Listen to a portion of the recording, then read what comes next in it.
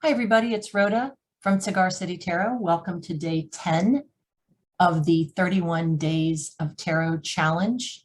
Today's we're going to talk about what I thought my top underrated tarot decks were from 2021. Now, the decks aren't themselves published in 2021. These are just decks that I really didn't see a lot of coverage on in walkthroughs and whatnot. Many of the walkthroughs that I looked at before I chose to purchase these decks were probably anywhere from 2 to 4 or 5 years old. Anyway, so I have 1, 2, 3, 4, 5 of them, and we'll go through them quickly, and I'll give you, some of the reasons why I love these decks. And yeah, here we go. Move these out of the way.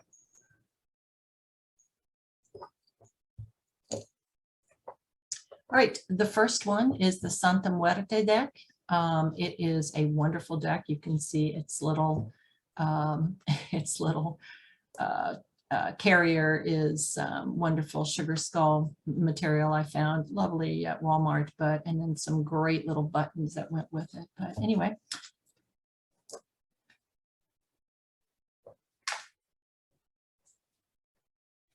This is by Fabio Lestrani. This is, again, the Santa Muerte deck. And I like the little book that comes with it. We'll move this over here. It has wonderful illustrations. You can see I was, as I go through, I put down some of the discussion and whatnot. But what I love about this deck and why I think it's so underrated is the imagery of the skulls and whatnot are, it's a very sassy deck. I have to tell you, at least mine is. So we talked about, decks, but anyway, this is really a cool deck.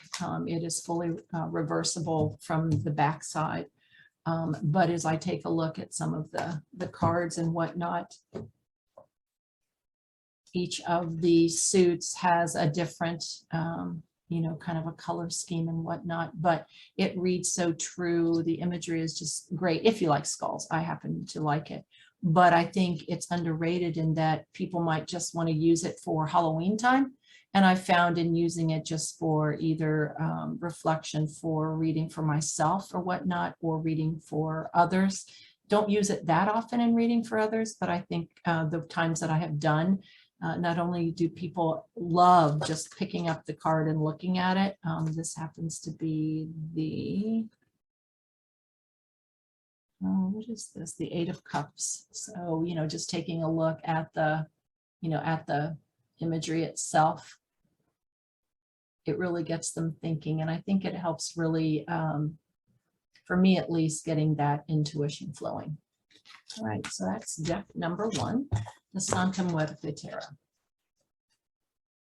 Number 2 is an oldie but a goodie. And you'll see my little, this is a flip bag.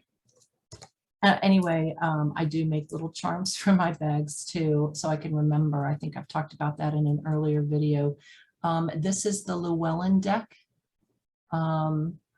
I purchased this one in one of my first decks I purchased a couple years ago, and I love the moon. So what I do is I just make a small, scan a small and make it a small size, and I put it on, and then I had some extra dominoes my kids grew out of, and then put it on here so that if I don't remember what bag I put it in, I've got this is a reminder.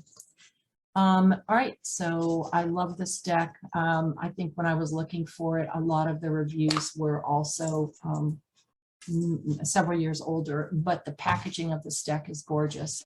It came with wonderful packaging, a large book. It has a lot of, it's more Celtic in that way, and it is a wonderful deck. So this deck, to me, when I looked at online reviews, I didn't see a lot that were, that were relatively new.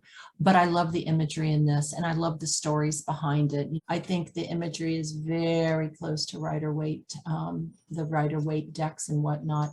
I just love the colors. I love the whole feel of the deck. To me, this deck is very earthy.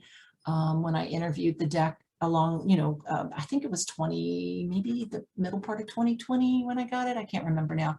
But when I interviewed, it came back that it was doesn't pull any punches. It's good for moon type work. And it's very earthy. I just got a sense, to me, it's also got a very masculine feel to me. But anyway, I love this deck. I think it's underrated, in terms of if you're learning new and you really aren't that into the Pamela Coleman Smith artwork. This is very similar.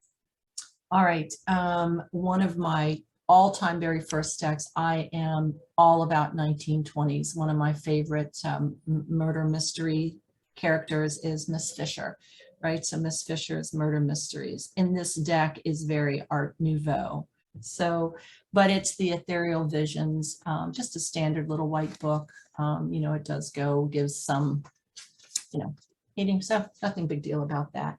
But I just think this deck, it has such a, it's kind of a fun deck where it looks very whimsical and whatnot when I've used the deck or when I've interviewed with the deck. It's pretty sassy, this deck, but I just love the imagery. It is a great deck.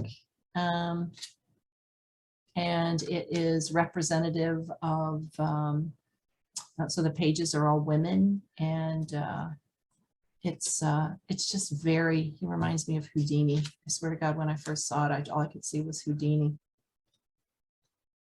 And this is Cups. Look at that, it's just beautiful. It just sings to you. This is the Chariot, Strength, the Queen of Pentacles.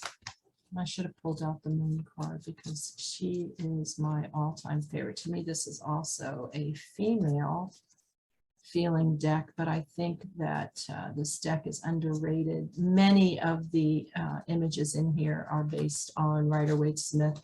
So if you, here she is. Oh, she's just gorgeous. I just love the moon. Anyway, I think it's very underrated in terms of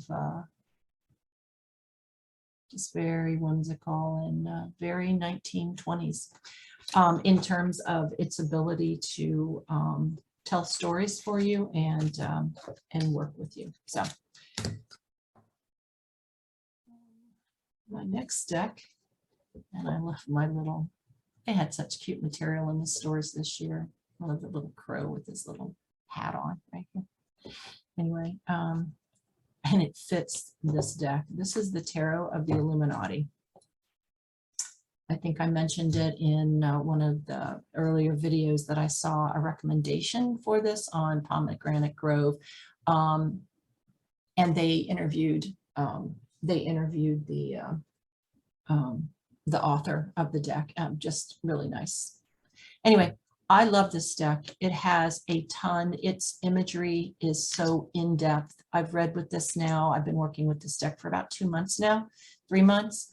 Anyway, I've only ever seen it on, it's a relatively new deck. I bought it in the latter part of the fall or maybe mid-fall, and right after I saw the interview. Now I don't have the gilded edges one, it's just the plain edges. I believe that there's a gold edging on there, but I don't have that one.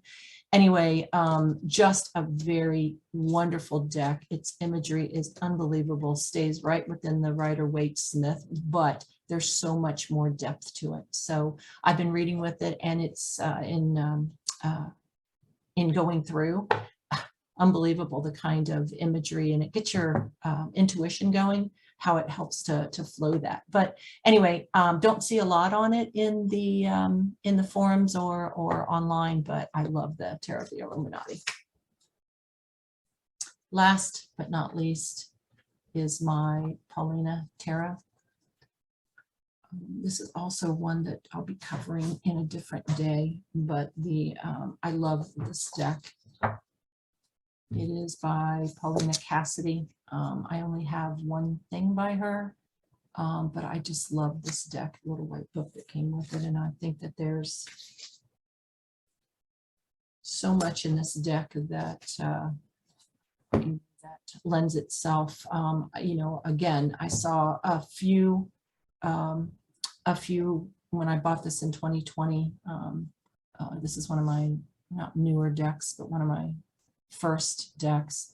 But I just love reading with this deck.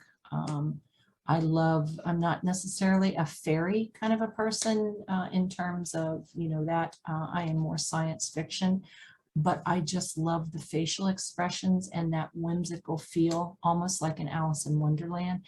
And I think it's, since I haven't seen a whole lot around it, I think that it's, in terms of from that perspective, underrated. It has a very nice feel to it. It's also a very intelligent deck. It likes to be used more for readings around relationships and love as opposed to career.